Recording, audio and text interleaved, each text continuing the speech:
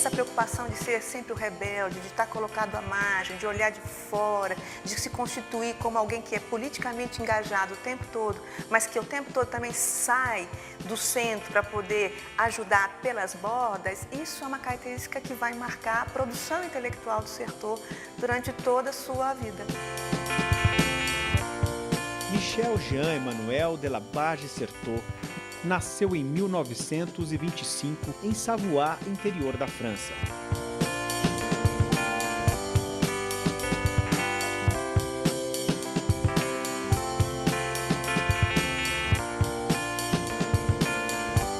Seus estudos iniciais se deram em instituições religiosas católicas em regime de pensionato.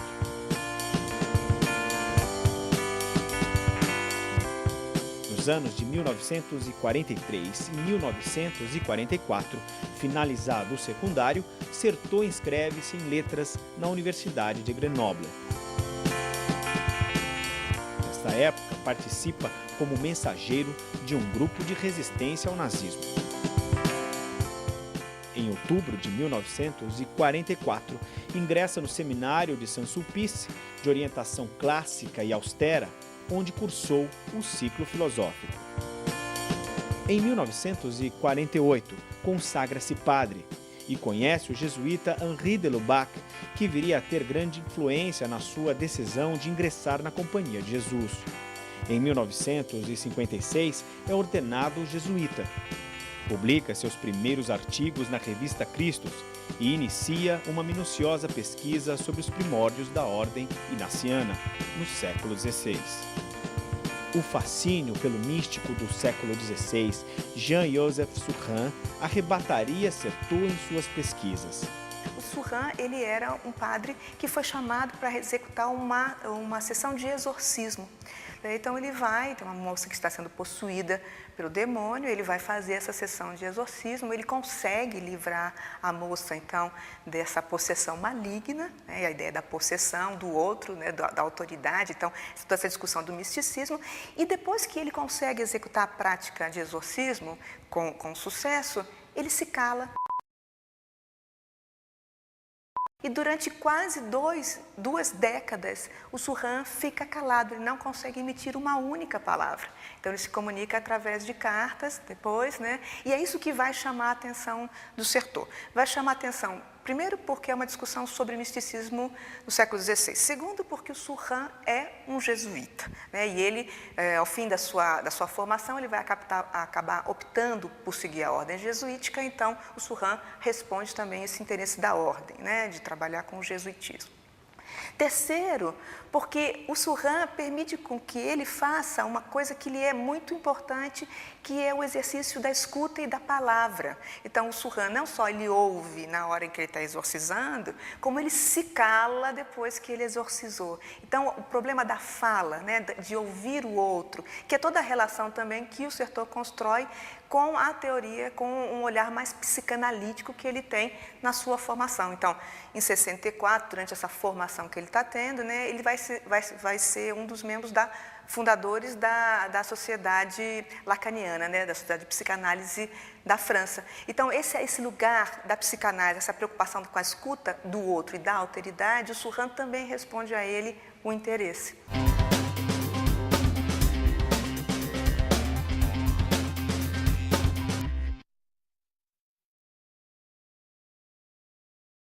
Todos os intelectuais que conviveram com o Certeau durante toda a sua vida, em vários momentos, vão dizer que a característica que mais marca esse intelectual é que ele ouve. Então, ele não é um intelectual que fala, mas é um intelectual que ouve. E ouve o outro, né, que é a segunda característica. Então, ouvir o outro é buscar entender a alteridade, é ver que o outro se constitui pela palavra. Por isso que também a tese do Surin é tão importante para ele. Quer dizer, como que aquela menina, aquela mulher que estava possuída, se constituía em possessão pela palavra. Então, ele estabelece uma dissociação entre o que o outro, né, e como que o outro se produz pela linguagem. E isso vai marcar toda a sua obra, porque ele vai então entender que o outro só se torna o outro no momento em que ele se enuncia no momento que ele se enuncia como outro, né? Que ele não é um outro em si, mas ele é o outro sempre numa relação dialógica. E isso sim, isso é uma marca perene dessa relação com a psicanálise. Em 1967, vai a Paris e passa a contribuir com a revista Etude. No mesmo ano, sofre um acidente de automóvel no qual sua mãe morre e ele tem uma de suas vistas afetadas. As pessoas que conheceram o Certeau marcam este evento como um divisor de águas. Até aquele momento, o Certeau era um homem muito mais calmo, ele fazia suas leituras, ele era um homem muito cordial, enfim. A partir de 67, ele parece que ele vai ser tomado de uma grande agitação. Então, ele dorme pouco, né? Ele lê muito, ele está sempre engajado, ele passa a ter uma participação na vida completamente diferente da que ele tinha antes. E esse movimento é que vai fazer, por exemplo, vir para os países da América Latina, esse movimento que vai fazer engajar em vários campos de conhecimento. Ele lê muito, ele lê em vários idiomas, ele lê em russo, ele lê, obviamente, em francês, né? Ele lê em inglês, ele lê em português, então ele lê em grego, ele lê em latim. Então, ele é um poliglota, ele aprende, ele capta todas essas influências, né, do meio externo. Então, por exemplo, quando ele vem para o Brasil, ele não só se contenta em vir para o Brasil, como ele pega uma enorme bibliografia sobre o Brasil, né, de produção brasileira, e lê essa bibliografia. A convivência com os acontecimentos de maio de 1968 faz Certeau interrogar o sistema educativo francês.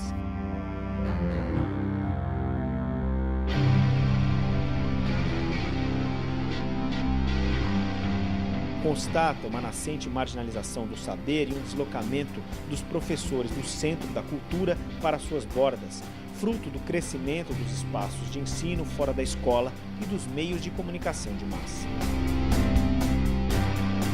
Deu aulas como professor convidado no Centre d'Études et Recherche. E a partir de 1970, em Paris 8, Saint-Denis e Paris 7, Jussieu.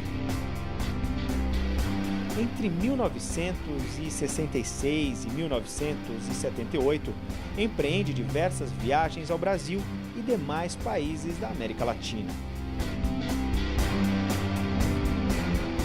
Em 1978, recebe convite para o cargo de professor titular da Universidade de San Diego, Califórnia. Certeau volta, ele estava dando aula como professor na Universidade da Califórnia. Ele volta para a França em 1984, ele retoma suas atividades, ele começa a dar aula na Universidade Francesa, a partir de então, e aí ele vai ser acometido de um câncer de pâncreas. Então, ele vai falecer no iniciozinho, no mês de janeiro de 1986. Até então, algumas pessoas sabem, né, parece que ele não divulga muito o estado de saúde em que ele estava, mas era um câncer terminal. Então, os alunos dizem que ele deu aula até o último momento, em dezembro, antes das férias iniciais, do período de recesso na França, né, que engloba os feriados de Natal e Ano Novo, e só que em janeiro ele já não consegue mais retomar as atividades, ele vai morrer no dia 9 de janeiro.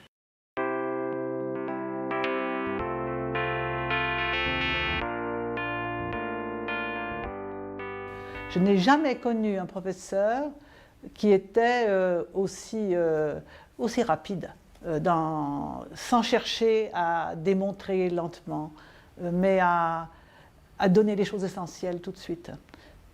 Et c'est vrai que les questions qu'il se posait à l'époque, ça n'était pas encore mes questions. Alors je les recevais un petit peu de façon énigmatique. Il a fallu attendre pour que je comprenne.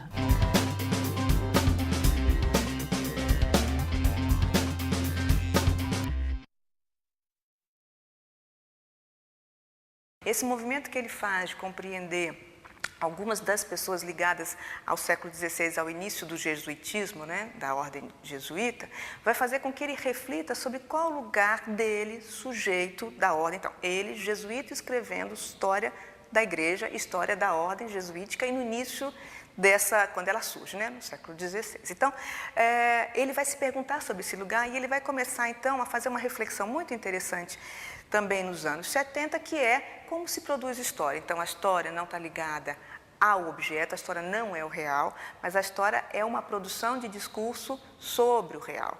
É essa preocupação que ele vai marcar. Ele vai dizer, olha, existem 3 vertentes que caracterizam essa produção do discurso historiográfico. Primeiro, o lugar da onde a gente fala. Então, sempre existe uma instituição. O sujeito que escreve história está ligado a uma instituição. No caso dele, a ordem jesuítica. Tanto instituição, lugar da onde se fala, instituição, no caso do Certeau, a ordem jesuítica, mas a instituição como uma instituição histórica, né? Então, essa instituição, ela baliza os limites do discurso, o que pode e o que não pode, o que é dizível e o que é interdito. Não só necessariamente no sentido mais proibido ou permitido formalmente, mas aquilo que é aceito pela própria comunidade. Então, determinados temas emergem em determinados momentos porque há, por parte de uma determinada comunidade que participa dessa instituição, da disciplina, por exemplo, né, da história, compreende como tema de emergência ou como tema importante e a maneira como essa instituição, como a história e essa comunidade olha para a construção do real.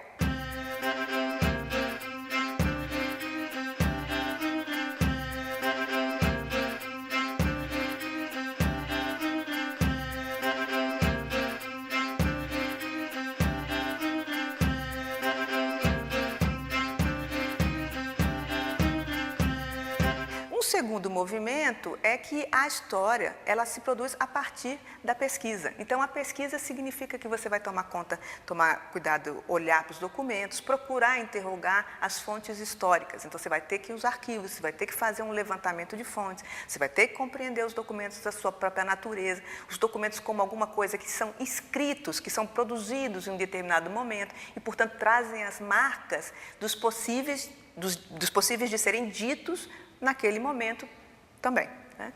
E o terceiro elemento, né, é a própria escrita da história, que não se confunde nem com a disciplina e não se confunde com a própria pesquisa. Justamente ao contrário, o Certeau vai dizer que a escrita da história produz uma inversão escriturária. Então, quando você vai escrever sobre um tema, você começa pelo fim, você começa pelas descobertas que você teve e não pelo processo de pesquisa que você fez. Então, você coloca o fim como começo.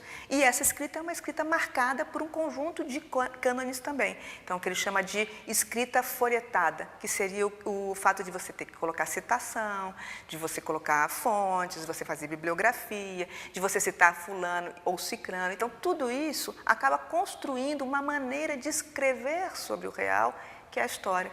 Por isso que ele vai dizer que entre o mundo e a história, né, existe uma diferença, existe uma distância, é o que ele chama de epistemologia da distância. A escrita da história é sempre marcada por uma distância, né? E é essa epistemologia da distância que ele constrói como o ofício do historiador.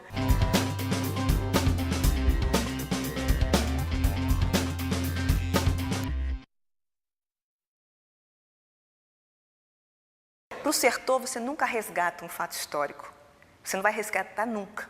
Porque o fato histórico, ele aconteceu, ele está no passado. O que você faz é uma construção, né, historiográfica. Por isso que muitos historiadores vão dizer que o Certeau, ele é um dos que inaugura a era da história, da historiografia. Então, porque você opera uma distinção entre a história, que seria o vivido pelos sujeitos, e a historiografia, que é uma escrita sobre a história. Sempre parcial, sempre lacunar, sempre ideológica. Ele vai dizer que toda história é ideológica, não tem como não ser ideológica, porque é um sujeito de conhecimento que produz um saber, né, sobre o que produz uma escrita sobre um determinado fato. Ela tem um compromisso político, né, de olhar para esse passado, mas ela não pode nunca restituir o passado. O passado é o morto. Por isso que ele vai dizer que a história é o trabalho sobre o morto.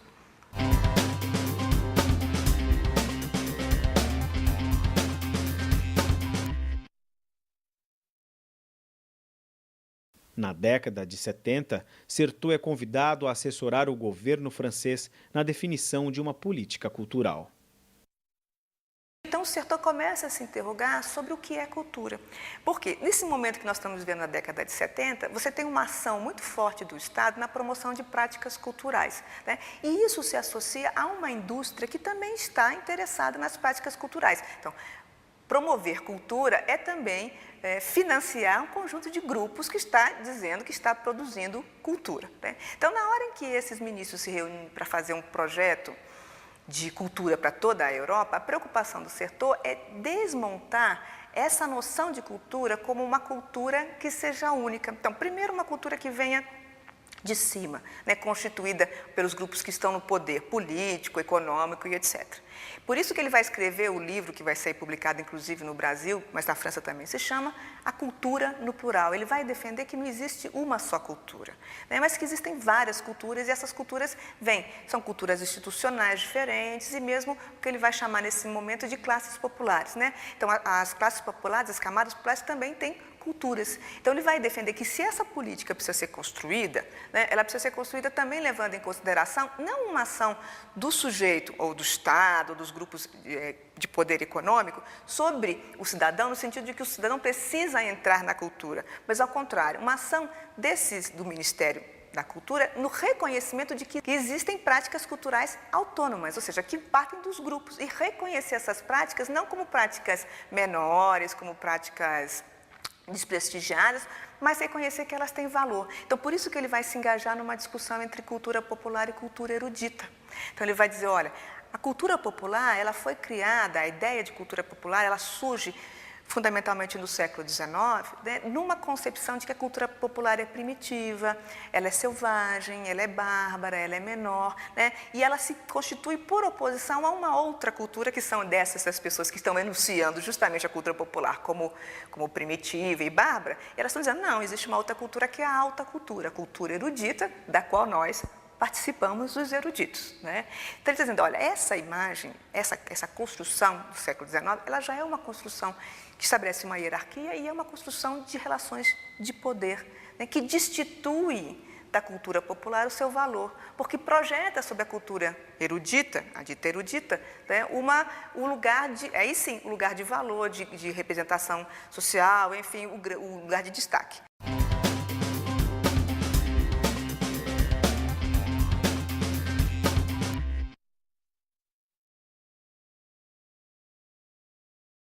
Em 1980, então, ele vai escrever um outro livro que chama A Invenção do Cotidiano, é o resultado dessa reflexão em torno das práticas culturais que ele vem desenvolvendo.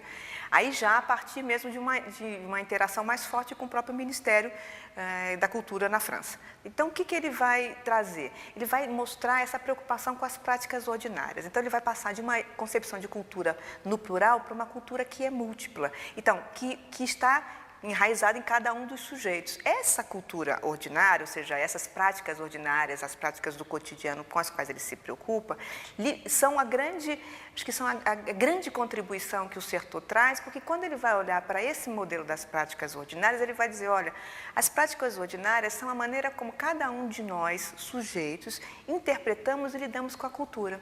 Então, na hora em que ele faz isso, ele muda o lugar da onde ele olha para a teoria da comunicação. Ele não está mais olhando do ponto de vista daquele que emite uma mensagem, mas do ponto de vista daquele que recebe.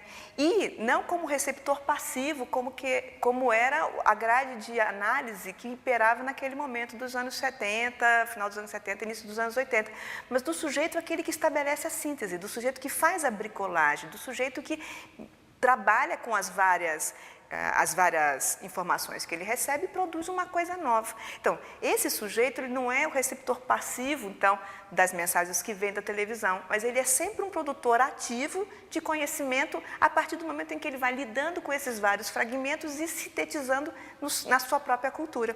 Então, essa contribuição permite com que, então, se olhe para a relação entre mídia e sujeito de uma outra maneira. O sujeito tem sempre uma forma de escapar da mídia, ele tem sempre uma forma de construir um outro conhecimento, é o bricoleur.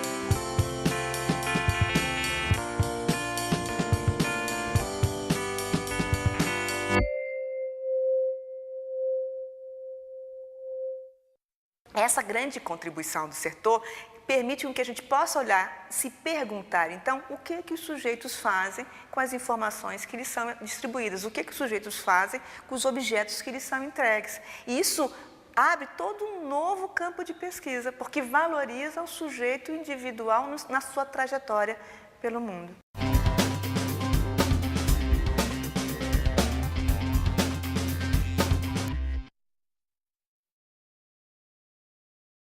Essa compreensão do Certeau das práticas ordinárias, essa compreensão do Certeau do sujeito insubmisso, do sujeito que sintetiza e que ele traz da própria experiência dele. Quer dizer, quando ele vai buscar um místico do século XVI, ele está buscando também de novo esse sujeito que não se submete, esse sujeito que foge da ordem. Então ele percebe essa maneira de fugir da ordem em vários momentos. E essa é uma contribuição importante para a educação. Por quê? Na década de 70, nós estávamos justamente trabalhando, quer dizer, a academia está operando com um livro que é um dos livros que é bem famoso na década de 70 e que vai ter um grande impacto na área educacional, é a reprodução, né, do Bourdieu e do Passeron. Justamente nesse livro, A Reprodução do Bourdieu e do Passeron, o que vão defender esses dois autores? Que a escola é uma grande maquinaria de reprodução da sociedade. Como então, na medida em que a escola ela se dissemina no todo social, ela ao mesmo tempo é uma máquina de conformação desse todo social. Essa é uma discussão que está corrente na década de 70 e no início dos anos 80. Se a gente pensa no filme, por exemplo, The Wall, isso está muito bem caracterizado. Então, o momento em que as crianças vão andando naquela máquina de moer carne, e elas caem e saem transformadas. Então, como que a escola moe o cérebro das crianças e transforma elas em autômatos. Essa reflexão deixa os professores da década de 70 enjaulados. Então, o que eles podem fazer? Se a escola é reprodutora, se eles estão dentro da escola, eles também são reprodutores, e os professores que não se sentem reprodutores do Estado ou da ordem vigente? Então, eles ficam numa jaula para onde não tem onde sair. Pour moi, Michel de Certeau a été, pour mon travail professionnel, une bouffée d'oxygène. Parce que j'étais professeur à l'école normale, j'avais à former de futurs maîtres, j'étais moi-même un formateur de futurs maîtres, et je ne pouvais pas me penser comme un agent de la reproduction, ou comme seulement un agent de la reproduction. Et du coup, pour des raisons subjectives, le mode d'approche de Michel de Certeau, pour moi, c'était le salut. Sinon, je n'avais qu'à donner ma démission de l'Éducation nationale. E justamente a reflexão do Certeau abre uma porta, porque ele vai dizer, olha, a escola, ela tem por função, claro, reproduzir a ordem vigente, mas o que os sujeitos que frequentam a escola fazem com os ensinamentos e com os objetos que estão distribuídos no interior da escola é outra coisa. Então, isso permite colocar no âmago dessa instituição conservadora, a própria rebeldia, o próprio movimento de renovação, de inovação, de colocar em xeque as normas, enfim, de o sujeito também perceber que ele tem de fato a liberdade, quer dizer, não é que o Certeau vai dizer que o sujeito tem a liberdade, mas o sujeito dentro da escola começa a ver também, ou permite que ele possa discutir, dar estatuto de legitimidade a esse assunto, que ele possa trazer a contribuição dele como inovador, como aquele que vai abalar algumas das normas que estão vigentes.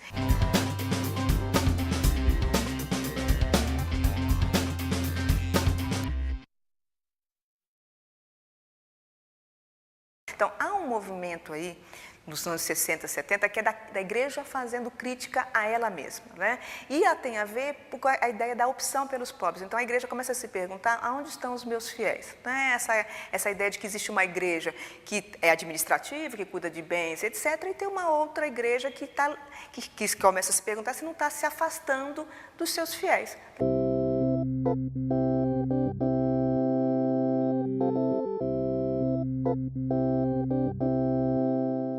Então, há um conselho de bispos que começa a se perguntar qual é o lugar da igreja, qual é o lugar dela na construção dos movimentos sociais. É isso que vai permitir, por exemplo, no caso brasileiro, você ter duas igrejas, uma igreja que apoia a ditadura e uma igreja que vai acolher, que vai que vai proteger, enfim, que vai permitir até que algumas pessoas fujam do país, enfim. Né? Essa divisão interna da igreja que está se repensando. Então, o Sertor vem para cá exatamente nesse momento. Né? Ele está acompanhando esse movimento, ele tem interesse sobre esse movimento, ele tem um olhar sobre o outro, sobre a alteridade, que faz com que ele se interesse sobre o Brasil e toda a América Latina e os movimentos que estão acontecendo na América Latina, com uma grande simpatia pelos sujeitos que estão sofrendo, né, as ações dos governos autoritários.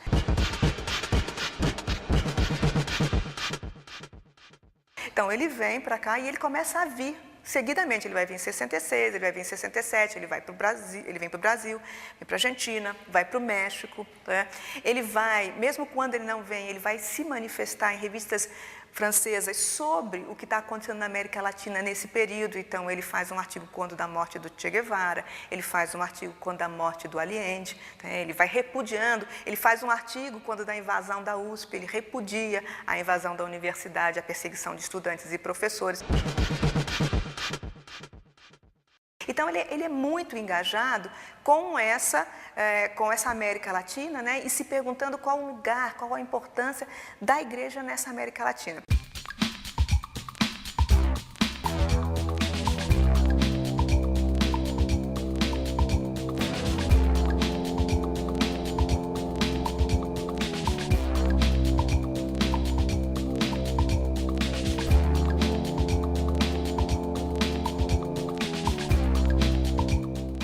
Nessas viagens ele vai tomar contato, então, não só com essas preocupações da igreja, como ele vai tomar contato com o que a gente vai chamar o que a gente chama de cultura popular brasileira. Então, ele vai para a Bahia, ele vai no terreno de Candomblé, ele vai nas favelas, ele quer conhecer como as pessoas, ele vai se interessar sobre os índios, Bororó no Brasil. Enfim, ele tem um conjunto de preocupações que são enormes e porque ele percebe exatamente essa ideia de uma cultura que é múltipla, né, que ela está sempre se produzindo por grupos diferentes. Ela acontece simultaneamente, né? Então, várias instituições, essa cultura é plural, ela é múltipla, ela se dá pelos sujeitos e ela precisa ser compreendida e ele quer compreender esse conjunto de práticas culturais.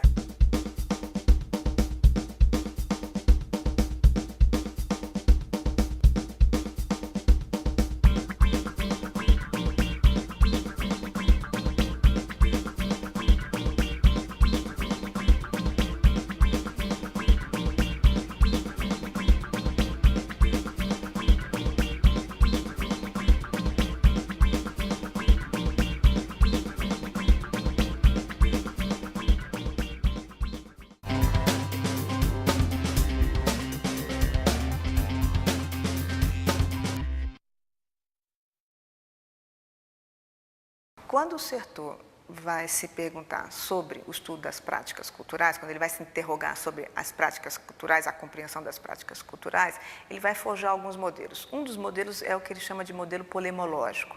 Né? Então, no primeiro momento, ele tinha pensado em trajetória, né? Aí ele acha que a trajetória é uma coisa muito estática e ele começa a usar o modelo da guerra, para poder compreender, então, como se dá essa relação, né, dos sujeitos, como é que os sujeitos se movem no mundo e fazem as suas práticas. Bom, então, nesse modelo polemológico, são constituídos dois polos. Um lado, o conjunto que ele vai chamar de estratégias, e do outro lado, o conjunto que ele chama de táticas. O que são as estratégias? As estratégias, ele vai dizer, as estratégias, elas partem de um lugar que constitui como próprio. O que é isso? As estratégias, então, estão sempre ligadas a uma instituição, a um lugar físico, a um lugar teórico, a um lugar epistemológico, aquele lugar que enuncia. As estratégias, por exemplo, estão ligadas a uma escrita. A escrita a escrita é também uma prática estratégica, né? Ela entrona um determinado tipo de interpretação, uma determinada visão. Então, é esse conjunto das estratégias. Os sujeitos ordinários se movem, né, no campo, então, das estratégicas, no lugar em que eles não são donos do lugar, mas eles só têm como aliado o quê? O tempo. Então, as táticas são as astúcias, é a arte de dar golpes dos sujeitos no campo minado do inimigo. Então, ele está pensando muito, isso aqui está muito fundamentado também na Guerra do Vietnã, né? E nessa coisa de não ter mais uma guerra tradicional de pelotão, enfim, mas de uma guerra em que o inimigo está dentro do campo do amigo, digamos assim, né? Isso está tudo misturado. Então, nesse sentido, ele vai dizer, olha, as astúcias, elas só têm como aliado o tempo. É percebendo o momento em que o olhar panóptico da estratégia desaparece, se perde um minuto, né? Então, aproveitando essa ausência do olhar panóptico, o sujeito pode dar golpes.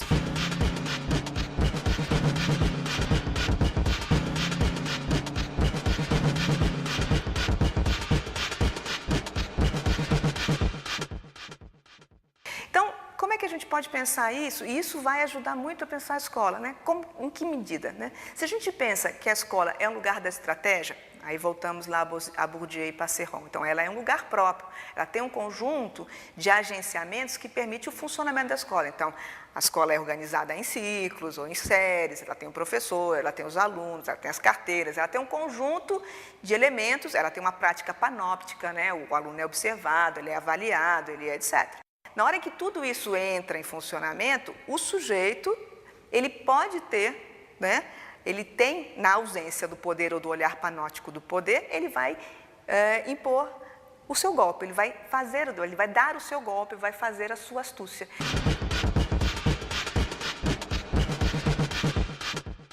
Pensando esse modelo polemológico no interior da sala de aula, a gente pode compreender a ação de professores e alunos de maneira bastante diversa do que normalmente a gente compreende. Então, normalmente a gente vai ver o professor, quer dizer, se você pega um esquema como a teoria da reprodução, você vai ver o professor como aquele que reproduz uma ideologia dominante. No entanto, o professor, ao selecionar os conteúdos da sua aula, ele pode interpelar essa ordem dominante de diversas maneiras, né? Então, ao mesmo tempo que o professor pode escolher, na hora que ele escolhe a maneira como ele dá tratamento ao tema da aula, por exemplo, ele está agindo de maneira astuciosa, ele está fazendo uso das suas táticas, né? A maneira como ele recorta e como ele transforma isso em conteúdo.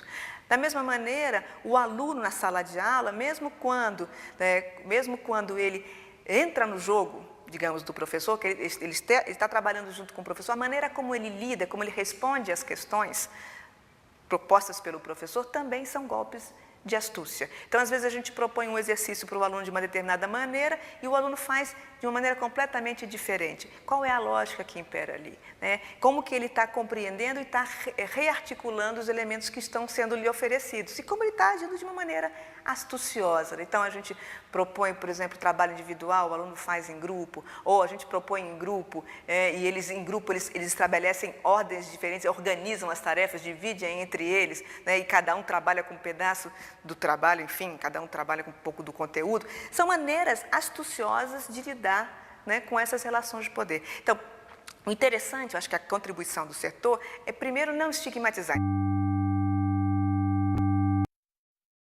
Então, tudo que o aluno faz é rebelde, ou o aluno é indisciplinado, ou o aluno é aquele que recusa o poder, né? Por outro lado, o professor é sempre um braço do Estado na sala de aula, ou é sempre o reprodutor de um conteúdo, né? O que o setor nos provoca a pensar é que esses são sujeitos que, no seu cotidiano, eles estão, ao mesmo tempo que se submetendo a determinadas estratégias, eles estão articulando astúcias e construindo outras maneiras de subverter os mecanismos que lhes são impostos, como são táticas de sobrevivência.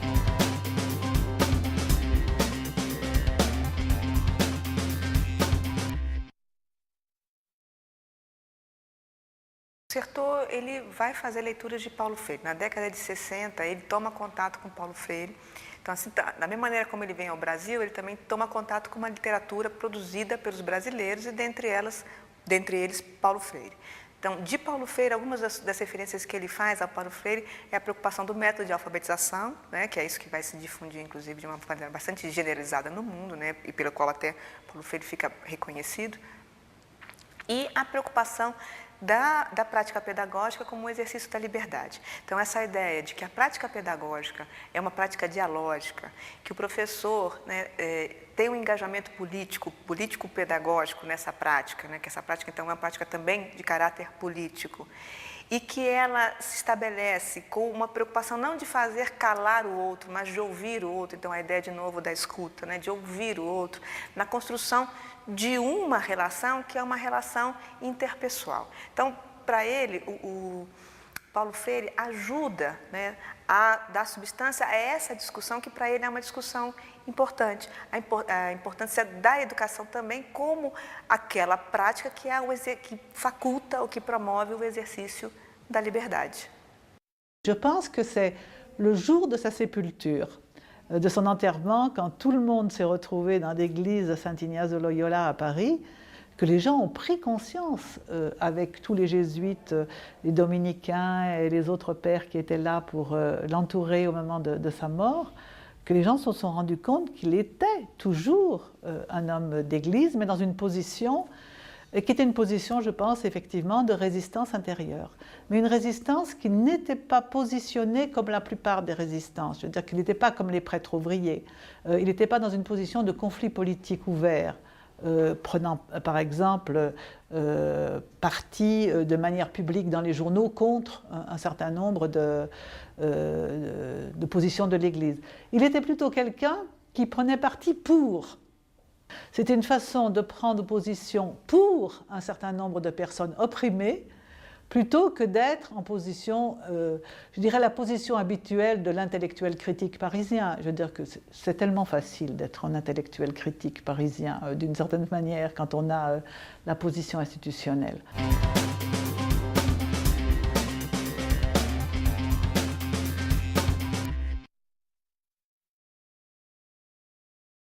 E uma das últimas teses que o Certeau orientou, se não foi a última, uma das últimas teses, foi justamente sobre a relação entre educação e psicanálise.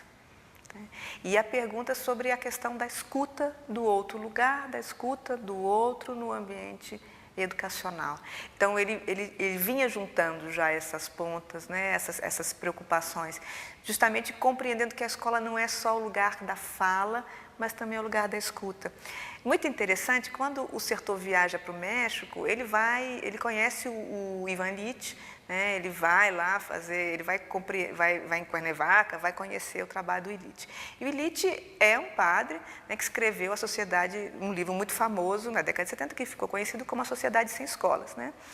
E o Illich dizia naquele momento e que a escola reproduzia, né, o mesmo ritual da missa. Então, enquanto na missa você tem o padre falando, né, fazendo uma exposição e os fiéis sentados, né, na escola você tem o professor falando com os seus alunos, né?